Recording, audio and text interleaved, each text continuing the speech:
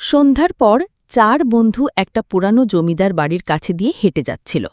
হঠাৎ তাদের মধ্যে একজন বলল, শুনলাম এই বাড়িতে নাকি ভূত আছে। বাকিরা প্রথমে ভয়ে পেলেও কৌতূহল তাদের চেপে বসল। তারা বাড়ির ভেতরে ঢোকার সিদ্ধান্ত নিল। বাড়ির ভেতরটা ছিল অন্ধকার আর স্যাঁতসেঁতে। ধুলোনাস্তরণ সবকিছু ঢেকে রেখেছিল। হঠাৎ এক ঘর থেকে অদ্ভুত শব্দ ভেসে এলো। শব্দটা যেন একটা পুরানো পালঙ্কের ওপর থেকে আসছিল, যেটা নিজে নিজেই নড়ছিল। ভয় পেয়ে তারা দুজন বন্ধু সেখানেই দাঁড়িয়ে পড়ল। বাকি দুজন ভয়ে ভয়ে এগিয়ে গেল। তারা দেখল পালঙ্কের ওপর কেউ নেই, কিন্তু পালঙ্কটা তবুও দুলছে। তাদের মধ্যে একজন সাহসিকতার সঙ্গে এগিয়ে গিয়ে পালঙ্কটা থামিয়ে দিল। পরমুহূর্তেই হঠাৎ দরজা বন্ধ হয়ে গেল এবং পালঙ্কের ওপর একটা ছোট শিশুর ছায়া দেখা গেল। ছায়াটি তাদের দিকে এগিয়ে আসছিল।